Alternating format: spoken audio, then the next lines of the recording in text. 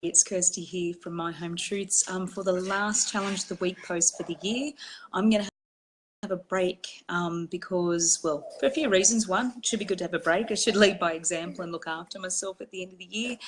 But more importantly, the kids come home from school at the end of this week. So it'll be school holidays for the next 6 weeks. And to be honest, there's no way I can make a video or 2 videos a week with 3 kids around, a teacher husband around the house, and 2 noisy pugs. And you can probably hear Evie. She's really doing her best to try and get to me at the moment. So I'm going to have a rest from doing some videos until February. So for the summer holidays here in Australia. But that doesn't mean that we shouldn't keep sharing our challenges or our wins and things like that. So I'll still do my wins post on Friday for my last one for the year there too. But yeah, it's important for us, I think, to continue doing these things. And I've got a lot out of it. I hope those who've seen the videos might have got something out of it too. That's the plan anyway. But this week I just wanted to talk about, I suppose, a little bit about the challenges that sort of are faced. And there's been quite a few. I've been doing these videos since September.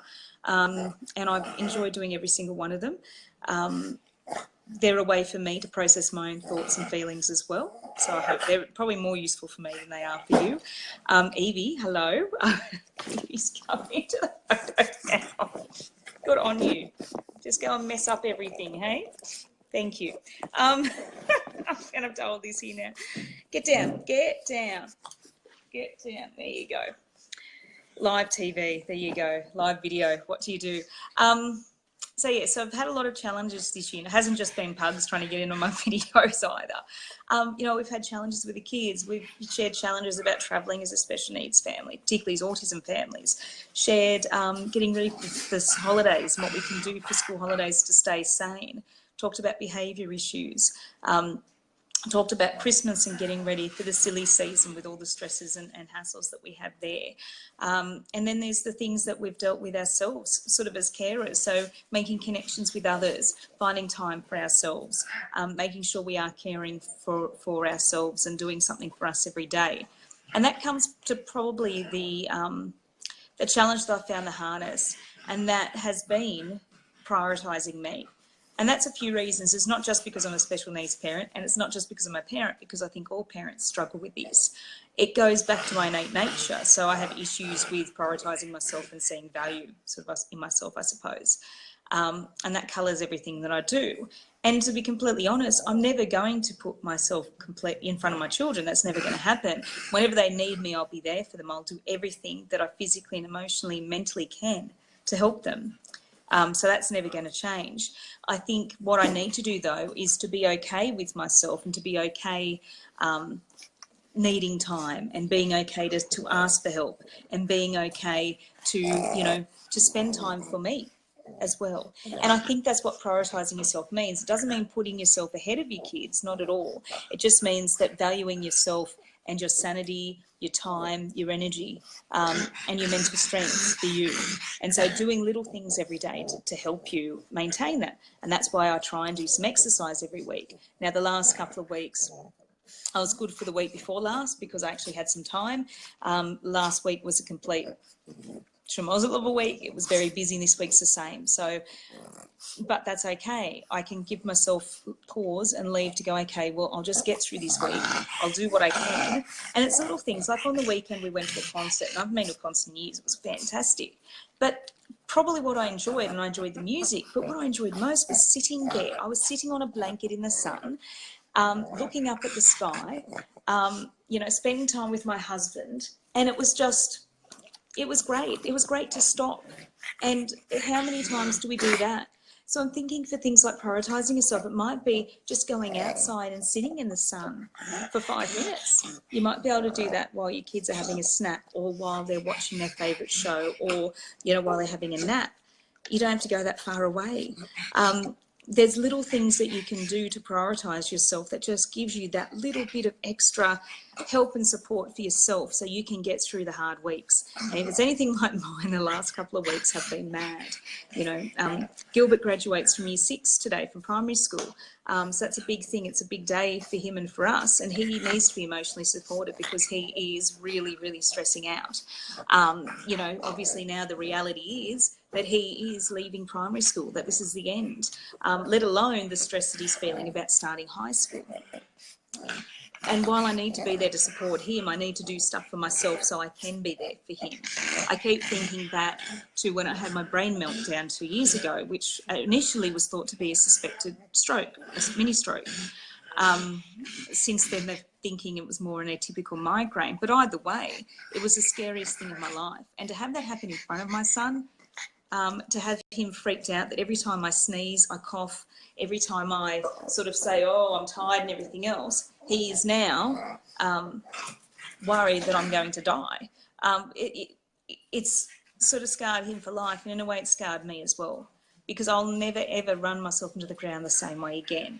And I use that as a lesson to myself all the time to go, okay, do I want to be back there again? Do I want to be in a place where I can't feel my left side of my body? Do I want to feel like I am actually going to die? And I did. It was a traumatic experience. No, I don't. And I don't think any of us do. And I'm not saying this is going to happen to everybody. I'm just saying it's a cautionary tale for me to share.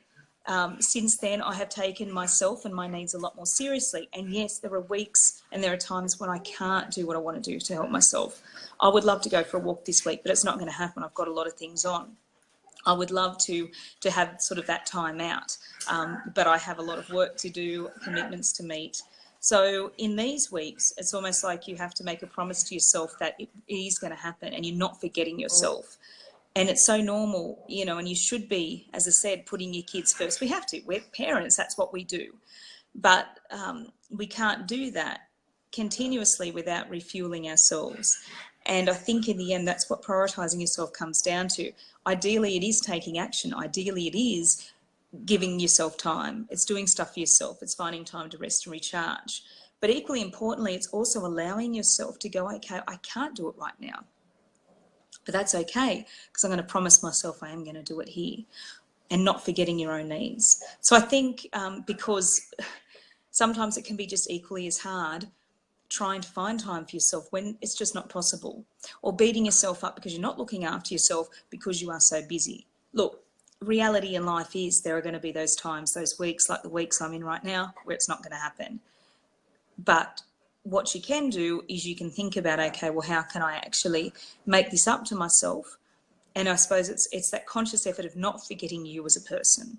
So, you mean, doesn't help if this is your constant life. And I would love to be able to find practical ways. I think we all would. But I think even just little things, as I said, for just going outside and just sitting on the grass, taking it in, just being mindful of your location, you know, laying there and feeling the warmth of the sun on my skin, feeling the breeze on my face, looking up and seeing the blue of the sky. It was just, you know, I can't remember the last time I did it. And it's not much, and it's really not a hard thing to do.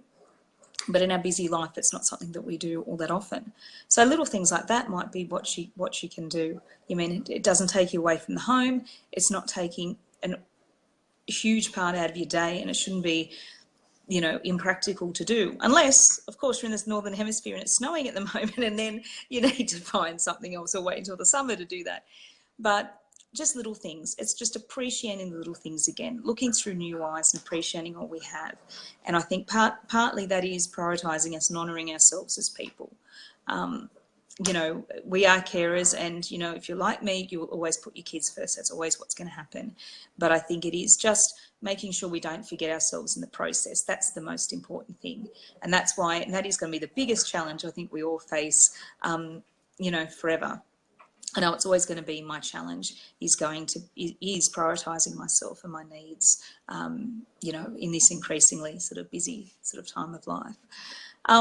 So no big, I suppose, bits of advice for me today, but I do urge you to think about your challenges and, you know, own them, acknowledge them. I must say the experience of me doing these videos this year has actually helped me make sense of things. It's helped me process things. Talking aloud to others has really helped me come to terms with some of these, and to actually actively look for ways to help myself. So it's actually been a really good exercise for me to do these videos this year, and I'm going to come back and do them again in the new year, probably from February onwards. But as I said, we're going to have a break now so I can tend to my pugs and to my children and to my husband, who will all be home during the holidays. But I urge you, yeah, if you don't need to put on a video yourself, but have a think about your challenges every week. Maybe think of something that you can tackle each time, or you can share, or you can talk to others about, because I tell you, it helps. And you may not get all the answers, and you may not get, and I don't have answers to everything that I've talked about, but it's made me feel so much better just sharing them. And having people who understand. So, I really do think that is something to think about and consider for yourself for the new year. So I'm going to say goodbye to you now. And here you are again, Evie. Evie. You can say hello? Hello. Thank you for joining me on the video this year. I'll be back on Friday for the last wins of the week.